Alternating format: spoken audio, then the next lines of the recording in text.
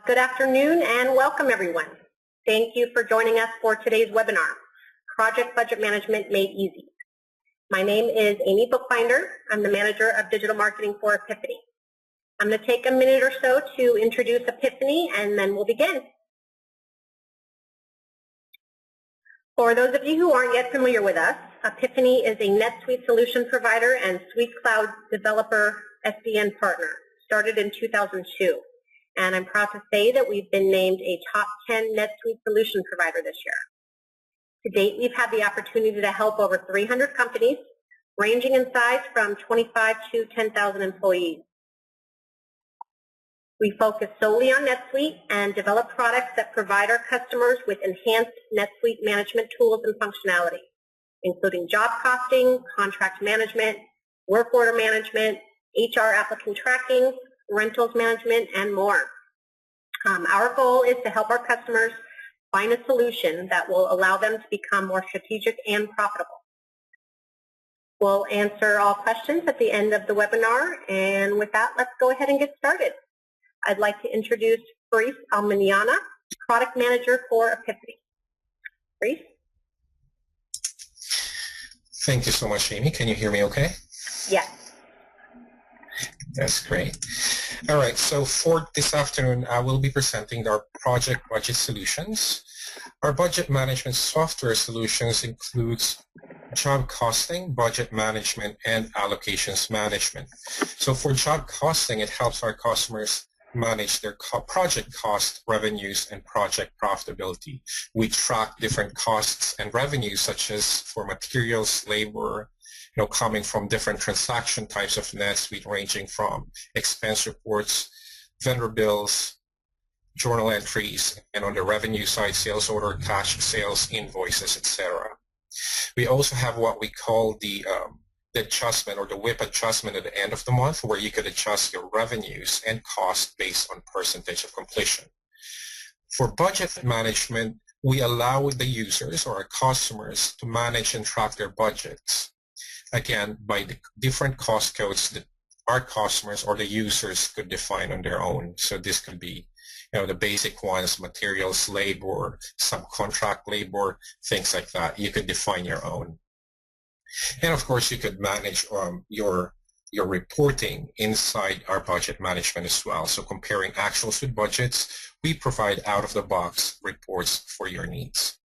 And lastly, we have the allocations management. So to track your overhead cost, for example, if you want to track or allocate your expenses based on statistical information, such as by head count, by number of time and entries, by project size, things like that, we could do all of that through our allocations management.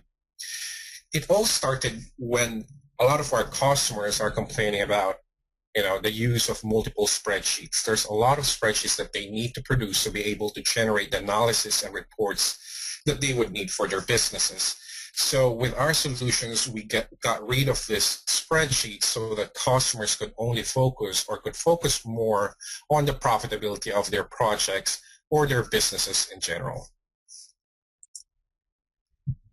Just to give you an overview, right, for our project budgeting and costing, these are the different transaction types that we have in NetSuite. We have, NetSuite estimate or the code, the sales order, then you create a project, then you create, all your purchases, vendor bills, expense reports, etc., to collect the cost. Then you have, again, on the revenue side, we have the sales order invoicing. And of course, we have the reporting. So for our project budgeting and costing, we integrate on all of these transaction types. For instance, in code, for NetSuite code or estimate, you could automatically create a budget. So based on the lines on your estimates, you can automatically create a budget for your project. If you don't do NetSuite codes or proposals, then you could do it at the sales order. You could create a new budget or update an existing budget based on the line items on your sales order. Or if you don't do sales order, then you can create your budget from within the project record. So once you have this budget, then you start collecting this information, cost information and revenues from the different transaction types in NetSuite. And of course, at the very end, you would like to to generate your reports to be able to perform or measure your performance against your budgets. So we're going to see all of this later on when I show you the product. Actually, I think that's what I'll be doing next. So I'm just going to switch my screen. Bear with me for a second, and I'm going to show you my other screen. So here's, just going to remove this. All right, so I'm logged in right now to my NetSuite account. So the company is Frisco Demo Company. Just want to confirm right now, Amy, if you're seeing it properly. On the upper left-hand corner is my NetSuite icon, and the right-hand corner, I have my name logged in, Fris Almiñana. Can you see it okay? Yes, we can see it. All right. Thanks a lot, Amy. Okay, so I'm logged in right now into my NetSuite account. Once we have installed our bundle, you can directly access these bundles from within NetSuite. You don't need to log into a different system to be able to access it. So it's fully integrated in NetSuite. So you can see right now the eBudget and EJC tab, where you can access all the functionalities of eBudget and EJC.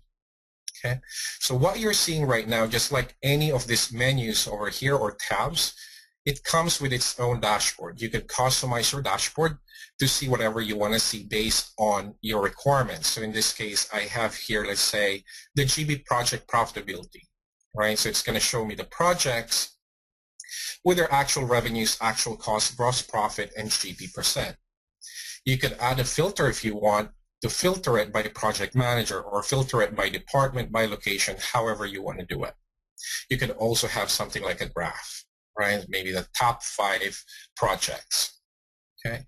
You can also have something like a project cost variance, comparing your actual costs and your budgeted costs, or something like a reminder that would say how many projects are going over budget. It could also send an email alert, hey, project manager A, one of your project is going over budget. So you could do such those kind of portlets on your dashboard. Okay. Now, let's go take a look at the project record. So this is the NetSuite project record. Some of you, or maybe all of us here, know that in NetSuite, you could either have advanced project or the basic project. What you're seeing right now is the advanced project record of NetSuite. But just to let you know, we support both the advanced project and the basic project of NetSuite. So this is the advanced project. We've added so many customers, not automations, and additional records and sub-records for our eBudget solutions. Okay, so right here down below, right, if you see a GB info, those ones that are prefixed with GB, those are the additional tabs that we've added. I'm going to focus more on the ones that we've added to this record. Okay, but before that, before we go into this GB info or the GB profit view, let's take a look at how we could create a budget from within the project record. So right on top, we could see this create update budget. If I click on it, it's going to open a pop-up window where you would create your budget. So in this create budget screen, you're going to see the project name. If you are OneWorld account, or if you have NetSuite OneWorld account, it's going to show the subsidiary where that project belongs to, as well as the currency being used by the project, and then this budget. This budget is actually the budget version. For our eBudget, you could have multiple versions of the budget. You could have unlimited of them if you want to. So most of our customers would have the original version, and then they would also have another one with or for the change orders. So in this case, I have Frisco version number 1. Okay. Then we also have different statuses. You could either have in progress, complete, or locked. Once a budget is set to lock, nobody else could touch it, nobody else could modify it, except when the budget administrator will move it back to in progress or complete. Okay. Now, let me just click on refresh to display the line items of my budget. Okay. So the line items of the budget, I call them the line items. These are actually, we call them by default the GB item types. You could rename them. Some companies, they would like to call them cost codes, right, or cost types. In this case, I renamed it to GB cost codes. These cost codes, right, could be your categories, cost categories. They could represent your items in NetSuite or GL accounts or combination of those three. Okay. So I have these cost codes over here and then the GB master cost codes. The cost codes, right, the relationship between these two, right, this is the parent cost code and this is the child cost code. So if later on you want to generate a report showing the details, then it will display all the cost codes. If you want the report in summary, then it will display the master cost codes. So you could simply, to enter the budget, you could simply type the budgeted amount for each of this. You could budget for revenue lines as well as for expense, right? Or if you just want to budget for expenses, you could do it as well. So just enter these amounts over here, all right? Or if this, let's say, for instance, one of these expenses is linked to an item in NetSuite, you could click on this pop-up window, all right? This icon will pop up this window for you to be able to enter the quantity. The rate will be pulled from the item record in NetSuite. So you could do that. You could do it in that way as well. Now, go back to this, to my column over here. So I have the master cost code, the GB cost codes, the project. So in this case, I'm budgeting by project. You could also budget by location. You could budget by project tasks. You could budget by periods or months, right? You just need to define them in your template. You could reuse this template, but if, let's say, for instance, I'm just going to show you right now, I'm just going to pull up one where my columns would show up in months. So again, I'm just going to refresh it. So it's going to refresh my columns, and in a couple of seconds, it will now display the months I've selected, right? So right now I have my November, December, and January 2014. I could plug in the amounts manually, all right? Or you could just type in, you could just type in the amounts on the first column, select them all, right? And then hit on the copy. It will copy the values from the first column to the rest of the columns. So this is one way of entering the budget information using the UI. Another way would be to import the budget. We still have some customers where they said, you know what, we have some projects where we use an Excel.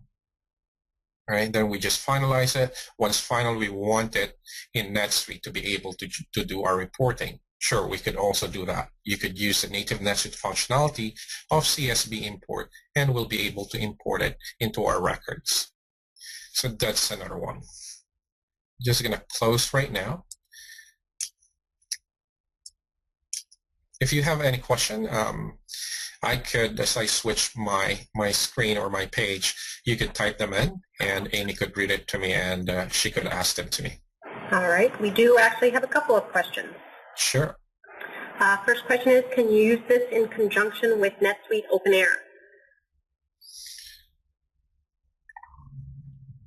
All right. So for NetSuite, I believe you still have to create a project in not sure. I'm really not familiar, to be honest, on OpenAir. But if you're creating the project in NetSuite, as long as you have the project record in NetSuite, you would be able to create it, and you should be able to use our e-budget.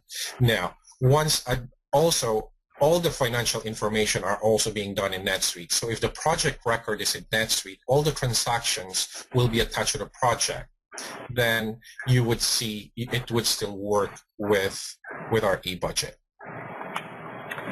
Freeze, I believe it does certainly work in NetSuite, but if you only have OpenAir, it actually doesn't work. You need NetSuite in order for actually it to function. Oh, I see. I just assumed that you're using, right. Okay. So I just assumed that you're also integrating with the whole NetSuite. So yeah, thanks for that information. We do have another question. It is, why are the cost codes shown more than once? Let's take a look at the cost codes again. The cost codes that I selected, let me just go back to my project.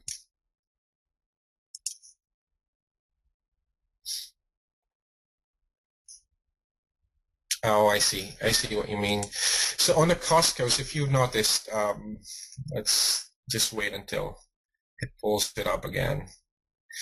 So we're budgeting, as I've said earlier, we could budget, right, for revenue and expense. Up to here are for revenues. That's the reason why it's repeating on the lower portion, right? So now we're budgeting. These are for the expense lines. I don't know. It's actually grayed out, but these are, it would say expense over here and revenue for the ones on top. All right. And is that, she wanted to clarify, is that in the budget screen? The cost code show more than once in the budget screen? The cost code would show once on a budget screen? No, she's asking why are the cost codes shown more than once in the budget screen? Right. So yeah, this is the budget screen. Okay. So they're showing up to make sure. multiple, yeah, more than once, because one of this, like the tools and equipment, for instance, is for revenue, the first one. The second one is for its expense or for the cost.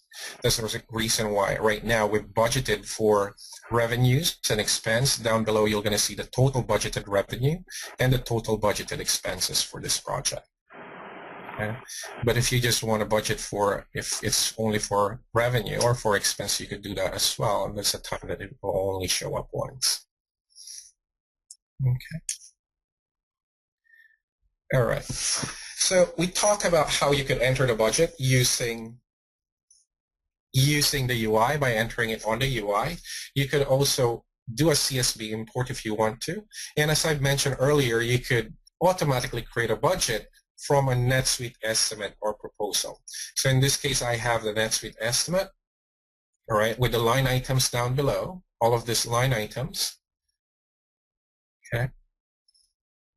So when you want to create or update a budget, you can click on this button and it will give you the option to create a budget or update an existing budget.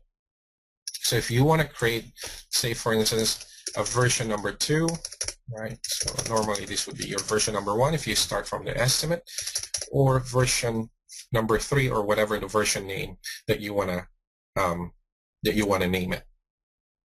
Or if there's already a budget on your project, you can select update budget and select the version that you want to update.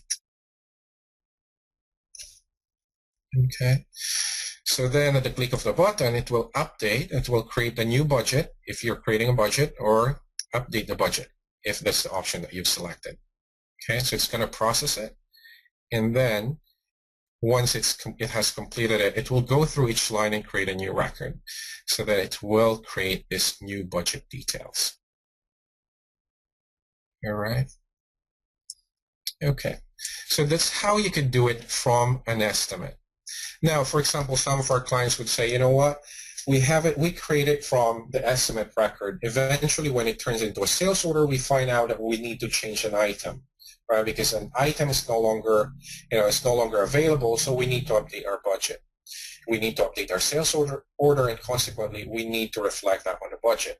So again, this button right here is available on the sales order record as well. And in that case, you could just update the budget, right? Click in here, then it's going to update that existing budget version. Or if you want to keep the original budget, just click on create budget and call it version 2 or revised budget, whatever you want to call it. Okay, so that's how you're going to do it from a quote or an estimate, NetSuite estimate. All right, let me go back to the project record. So once you have created a budget, then you're going to start processing transactions in NetSuite. Your sales order, your vendor bills, invoices, expense reports, journal entries. So we're going to grab those. We're going to accumulate all those records or information and present this to you in this profit view. Okay. This GB profit view will show you all the costs and revenues for the project as of the specific date, or as of today's date, right? So let's say, for instance, on the cost on the left-hand side, you're going to see the budgeted information, the cost budget, all the open POs, the total POs, right? And all the committed costs. Once those POs become vendor bill, then they will become part of the actual cost. We also track these different transaction types in NetSuite: checks, credit memos, cash refunds, expense reports, journal entries, including time entries. Okay, and of course we have the revenue on the other side, right? That shows you all this revenue generating transaction types to get to the actual revenue total. With those, then we have the total or the grand total revenue, actual, as well as the actual costs and GP, compare it with the budgeted information, and it will show you your variance as of today. Right. Now, each of these transaction type that you're seeing right now, okay, includes a link or the question mark right beside them. If you click on this question mark, it will show you all the transactions or the vendor bills in this example that make up that amount. So we have one vendor bill right now that make up that $1,000. So all of these transaction types with a question mark, you could click on them to get into the details. Similarly, down or down below, actually, it's a cost revenue breakdown by GB cost codes. So those cost codes that we've budgeted, right, and that we've posted against will show up down below. So this one will show up by those cost codes. So you're going to see how your project is doing by these different cost codes. Are we making money for our subcontract labor from our materials? Right, so the committed cost, the budgeted cost, and cost revenues, GP, etc., for each of these cost codes. And lastly, we have here a breakdown of the hours, right, by those GB item types that are marked to be labor cost codes. So this is our GB profit view. Okay. So the way we do it is actually simple. Just want to show you how we do it for the different transaction types. So the key thing, this is a purchase order, and it is the same for all the transaction types or forms in NetSuite. The key thing is we just need to make sure that the project, right, is added on your column fields. Okay, so this is my item that I'm purchasing, okay, and this is the project where it's going to be costed against. So in all transaction forms, later on a vendor bill, this will be carried forward, okay, and the same thing you should do on the revenue generating transactions. If you do that, then we accumulate all of this information, and then we'll give you that GB profit view. All right. Okay. Any questions so far, Amy, before I proceed? No, not at this time. Okay. All right, great. I'm just going to go back right now to my project record. I mentioned earlier that we adjust your revenues and costs by percent complete. So you could actually go to your percent right here. We have what we call the GB profit or the GB info tab, and it contains the WIP record. So at the end of the month or at any given point in time, if you want to adjust your revenue or cost based on the percentage of completion, then you could do it. The percent complete, in most cases, they would calculate it based on the actual revenue to date divided by the budgeted revenue. We calculate that automatically for you. At a single click of a button, it will calculate it for you and populate this for all the projects. So right here we have all the estimated revenue, estimated cost, and the percent complete generated by the system. If you want to be able to adjust the revenue components only, then you could do it. If you do it for the cost, you could do it as well, or both the cost and revenues. Again, at the click of a button, WIP, generate WIP, it will then create a journal entry for all the projects marked to run the WIP for. So let's just take a look at the one journal entry quickly, just to show you how this is, or the journal entry is being generated by the system.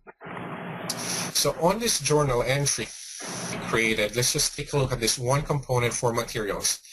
Based on the percent complete of 23.81% and the estimated revenue of 40,000, right? This is the amount of revenue that we should be recognizing today. However, we already recognize portion of it, which is the 5,800. So the difference is adjusted against the revenue. The other side of the entry went to the deferred revenue, but you can select which accounts it should impact. So in this case, we've selected the e-revenue account and the deferred revenue. The same logic works, or formula work for your costs, right? So you have the estimated cost for your materials, the percent complete, etc. So you could do it, most clients would do it at the end of the month to adjust their revenues and or cost so that the system will generate this journal entry for you. Okay, so I know we're running out of time, but let me just talk about quickly about our allocation. This is being used by a lot of our customers to allocate their overhead or even their payroll, right, or actual salaries to different projects. So I'm just going to pull up one right now, one of our templates. So I'm just going to quickly show you how it works. So this is basically, this is actually dynamic. Where is that? Based on overhead cost, based on time entry, for example. So let's say, for instance, I have an overhead expense that I want to allocate to different projects based on the time entries. So I have my source account, which is my rent expense, right? I could have multiple accounts over here, but the nice functionality of this, right, which complements NetSuite's allocation, is the statistical method. We're allocating it based on time entry. We could set up, as long as the information is in NetSuite, we could use it to be the basis of the allocation. In this case, it is time entries. Some of our customers would use it based on headcount, based on revenue size of the project, etc. So this one right here, we have the time entries for the different projects, okay, 8, 12, 10. So all of these are time entries. So next month, there would be another or new time entries for the project. Then the allocation will be based on those time entries. You don't need to do or set up another template for that. It will automatically be adjusted, or your template or your statistical method, right, will be adjusted based on the actual data for the month. So the click of the create journal entry, it will allocate it for you automatically based on those weights for each of those projects. Boom, and now it creates a journal entry. Okay. Now, lastly, I'm going over time on the report. I just want to show you the report that we have. So the budget report, this is one of the reports that we have. Of course, this is the one that's going to compare your budget between budget and actual. So in this case, I just want to point out here that you have the option to report on a detail level or on a summary level, depending on how much detail you want to see on your report. If it's summary, it's going to show up all the cost codes. If it's detail, if it's detail, we'll show all the cost codes. If it's summary, it will show it by the master cost code. Just going to pull up the project in here. And all right. Okay. So you can generate the report through a PDF, or import it to a CSV, or generate a drill down report, which is what I'm doing right now. So it's going to generate the drill down report, and when it shows up, the values that you're going to see, right, could be drilled down into the transaction itself. So you can see right here the Frisco demo project. This is my actual, this is my budget based on the version that I've selected, right? So in this case, I selected version number 2. So it displays the version number 2 budget information, and then the total project. Again, the columns could be defined as, location, or maybe you want to do it by accounting periods. Then it's going to compare those accounting periods side by side. In this case, I'm comparing or reporting on the project as a whole. You can also compare projects side by side. So you can imagine that this could be project number 1, project number 2 over here, 3, etc. And at the very end will be the total of all those projects. And if I point my mouse on one of these amounts, it's going to give me right? Or it will turn into blue. That means I could drill down into them. So actual amounts, even the budgeted amounts, you could drill down into them. In this case, I drilled down into the materials, I believe. And now it's going to show you all the transactions for the materials. And if I click further on that reference itself, it will give me the actual transaction. So based on the permissions that you have in NetSuite, you could drill down up to the transaction level. And of course, again, if you have the permission, you could modify it from here, right? Again, based on the permissions you have in NetSuite. With that said, I want to conclude this presentation and just take a few minutes to answer any questions if you have some. No more questions at this time, Freeze. All right. Okay, I'm just going to switch back then to our slides, just to complete the slides. All right. So what's coming soon? What we're intending to do is we're going to have, these are enhancements that we will be working on, the GB Calc roll-up. The GB profit view that you saw, if you have sub-projects, it's going to roll up to the parent project level. So if you have grandchild projects, then it will all roll up to the parent project or to the grandparent project if you have the grandchild. All right. Then we're going to do additional, working on additional job cost reports to add filters if you want to filter it by department, class, location. You could do that as well. And we will be working on the retainage, right? So we'll be working on retainage on the AR side. So if there's, some construction companies would have 10% retainage. So we're going to handle that eventually or very soon. We'll be working on that. And of course, if you have any questions, if you're interested in the product, if you want further demos, let us know. You can contact us through this contact information on this slide. Amy? Wonderful. Thank you, Freeze, and thank you everyone for attending.